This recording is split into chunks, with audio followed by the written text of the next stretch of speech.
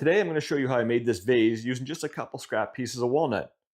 This was a fun one because I've never made anything like this. I've never seen anything like this before. It's just an idea that I had and I wanted to try, and I was really happy with the end result. Let me know in the comments if you've ever tried something completely new without a plan and how it turned out for you. It can be incredibly rewarding or incredibly frustrating. Lucky for me, this one was the rewarding one. Before we get started, take a second and hit that subscribe button, give the video a like. Now let's get to the build.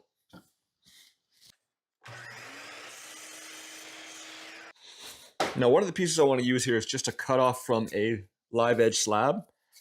Nothing on it is really flat except for one cut here, but so I'm gonna use my benchtop joiner here and joint the face of it and one edge. That way I can take it over to the table saw and cut it down to the size I need. Every time I do a video on scrap wood, I seem to get that one comment, "Oh, that's not scrap wood, that's too big. I wish I had scrap wood like that." Well, scrap wood can be subjective. I did a couple nightstand tops out of this one slab of walnut, and this is what I have left. So to me, it was scrap. I was done with the project, and now it's left over. I think some people out there just have scrap envy. What do you consider scrap wood? I could have used some smaller scraps for this as well, but I really wanted an opportunity to use my new joiner. You might have noticed in some of my other videos I was using an old school 6-inch joiner, which served its purpose, but it was definitely time for an upgrade. Plus, I found the 6-inch was just really starting to limit the lumber I could mill down. I did a ton of research before I ultimately landed on this 8-inch cut tech.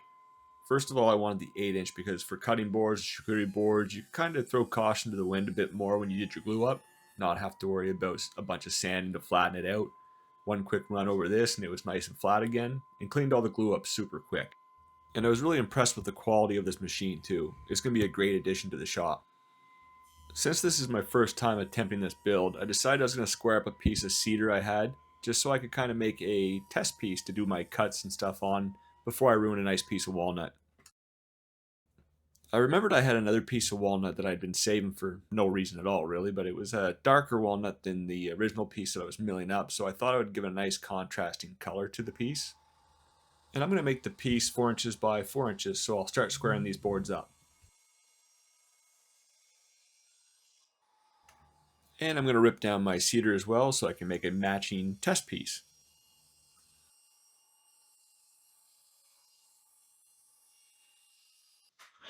Now, since I've only got one block of this dark walnut, I'm going to resaw it into two separate equal pieces. That'll be the top and the bottom of the vase. I think that'll look nice.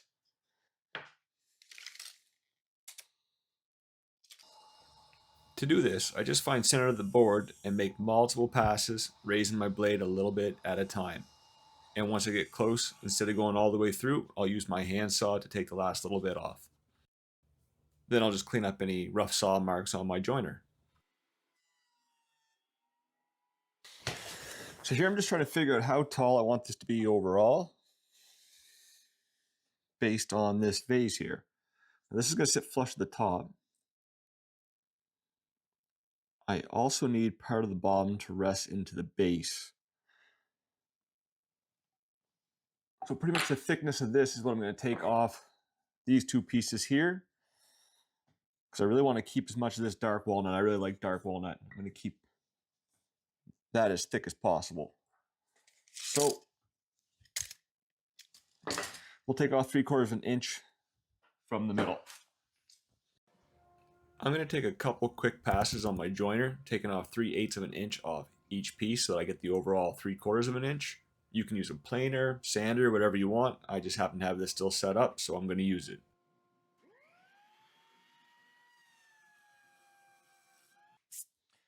Now I'm just going to glue the two center pieces together.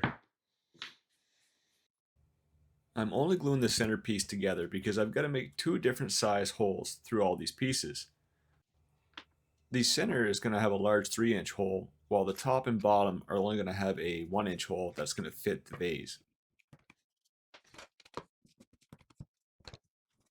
I've got this 3-inch Forstner bit that I'm going to attempt to drill through this walnut. These are not the highest end bits, but it's all I have, so if I just take my time, I should be able to make it through with minimal burning.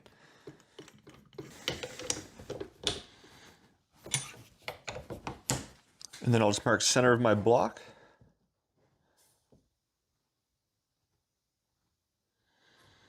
No one ever second guesses their eyes more than someone trying to draw a straight line.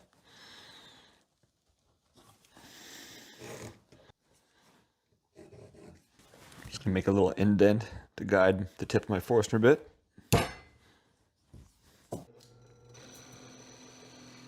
I clamped my block down and slowly started drilling through the walnut, making a massive mess as I went.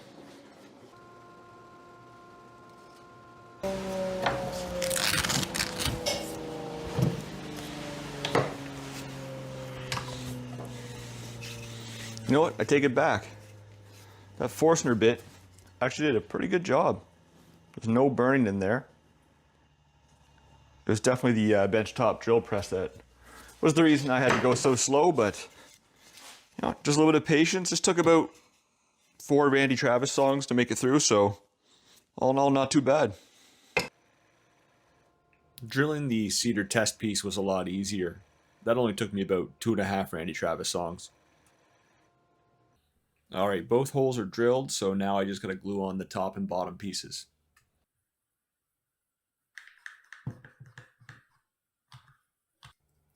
And of course, I had to repeat the process for the test piece.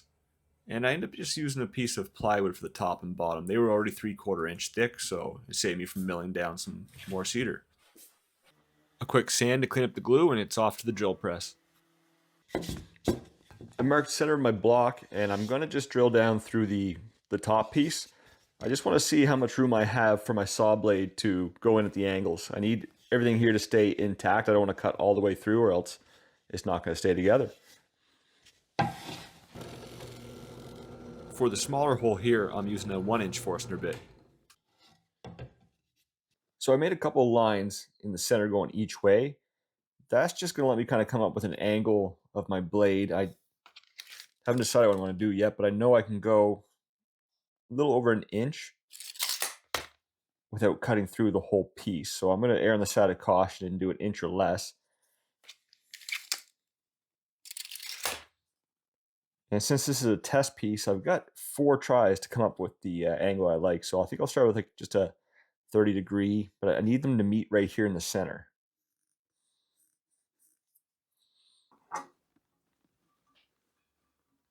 Since the center of my board is 2 inches, I know I can move my fence in 2 inches away from the top tip here. And then I'll land in center, right where I want it.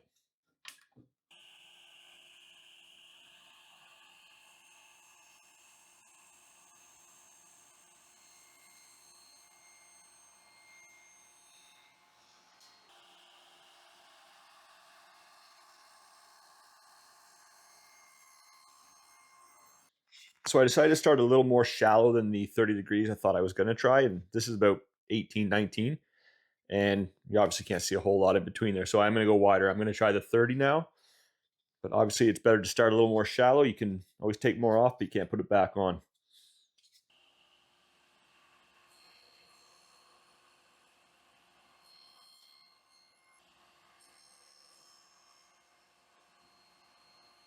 So still a little more narrow than I'm looking for. I'm going to try it at 45 now. If that doesn't work, then what I'll do is instead of coming to a point in the middle, I'll come out maybe 1/4 inch on each side, and that'll open that window there a bit more.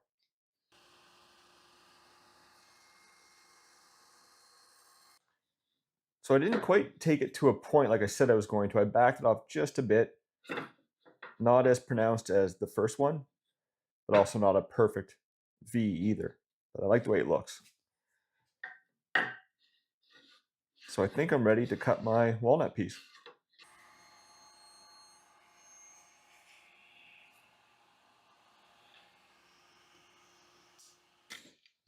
I want my tube to sit flush with the top, so that means I'm going to have to drill out the bottom a little bit more. Unfortunately, my Forstner bit's not quite long enough, so what I've done is I've purchased this extension, and I'll leave a link in the description below for these. These are perfect for those times that you wish you could just get your bit just a little deeper. They're handy.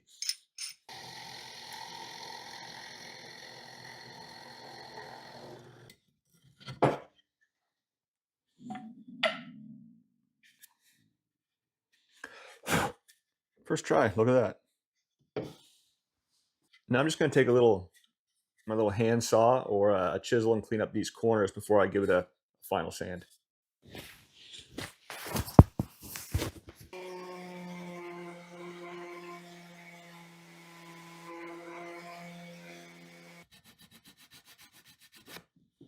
For the finish, I'm just going to use a walrus oil board butter. This is really easy to get in those tight spots, and it looks really good too. Plus, down the road, you can brighten it up with another coat. And there you have it, a completely unique build from mind to made. I really hope you enjoyed this video and seeing the thought process involved. If you did, be sure to give the video a like. See you next time.